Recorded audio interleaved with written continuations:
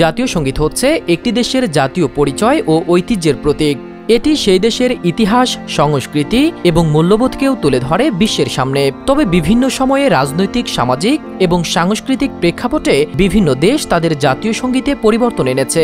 এমন পরিবর্তনগুলো সাধারণত জাতীয় উন্নতি, লিঙ্গ সমতা বা নতুন রাজনৈতিক বাস্তবতার প্রতিফলন ঘটানোর জন্য করা হয়। আসুন জেনে নেওয়া যাক বিশ্বের কিছু দেশ সম্পর্কে যারা বিভিন্ন কারণে তাদের জাতীয় সঙ্গীতে পরিবর্তন এনেছে। অস্ট্রেলিয়া। প্রধানমন্ত্রী স্কট মরিসনের ঘোষণার পর 2021 সালের 1 জানুয়ারি থেকে পরিবর্তন হয় অস্ট্রেলিয়ার জাতীয় সঙ্গীত।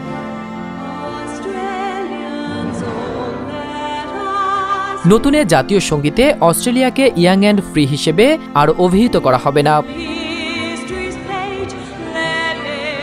আদিবাসীদের সুদীর্ঘ ইতিহাস ও ঐতিহ্যের প্রতিফলন ঘটানোর অংশ হিসেবেই এই পরিবর্তন। জার্মানি। দেশটির সমতা বিষয়ক কমিশনার ক্রিস্টিন রোজে মোরিং জাতীয় সঙ্গীতে আরও বেশি লিঙ্গ সমতা আনার প্রস্তাব করেছেন। সঙ্গীতের যে অংশে ফাটারল্যান্ড অর্থাৎ পিতৃভূমি বলা হচ্ছে, সেখানে হাইমার্ট অর্থাৎ জন্মভূমি লেখার প্রস্তাব দিয়েছেন তিনি। তবে চ্যান্সেলর অ্যাঙ্গেলা মার্কেল সহ অনেকেই মনে করছেন জাতীয় সঙ্গীতে পরিবর্তন আনার প্রয়োজন নেই। অস্ট্রিয়া। 2012 সালে লিঙ্গ সমতা আনার জন্য অস্ট্রিয়ার জাতীয় সঙ্গীতে ছেলেরা এর জায়গায় মেয়েরা এবং ছেলেরা লেখা হয়েছে। কানাডা। উত্তর আমেরিকার এই দেশটিও সম্প্রতি তাদের জাতীয় সঙ্গীতকে আরও লিঙ্গ নিরপেক্ষ করেছে।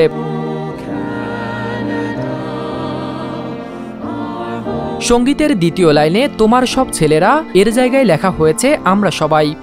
নেপাল। 2008 সালে নেপালে আনুষ্ঠানিকভাবে রাজতন্ত্র বিলুপ্ত হয়। তার আগের বছর নেপালে নতুন একটি গানকে জাতীয় সঙ্গীতের স্বীকৃতি দেয়া হয়।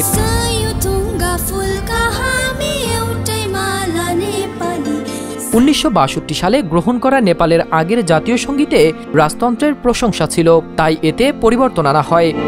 আফগানিস্তান। দেশটিতে বেশ কয়েকবার জাতীয় সঙ্গীতে পরিবর্তন আনা হয়। তালেবান শাসন আমলে আফগানিস্তানে কোনো জাতীয় সঙ্গীতই ছিল না। পরে 2002 সালে পুরনো জাতীয় সঙ্গীতকে ফিরিয়ে আনা হয়েছিল। পরে 2006 সালে তৎকালীন কারজাই সরকার সবকিছু নতুন করে শুরু করতে জাতীয় সঙ্গীতও পরিবর্তন করে। রুয়ান্ডা। আফ্রিকার এই দেশটির কথা উঠলেই গণহত্যার কথা মনে পড়ে।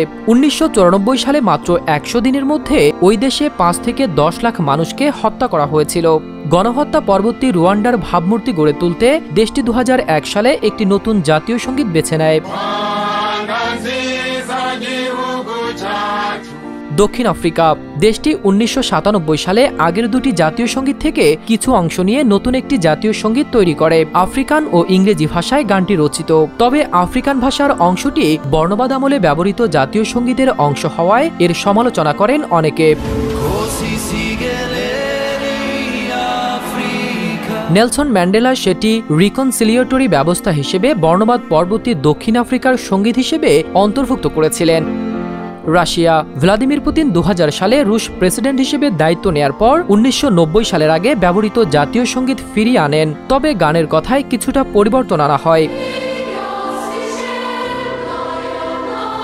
1990 সালে যে জাতীয় সঙ্গীত গ্রহণ করা হয়েছিল তাতে কোনো কথা না থাকায় আন্তর্জাতিক প্রতিযোগিতায় অংশ নেওয়া অ্যাথলিটরা এর সমালোচনা করেছিলেন।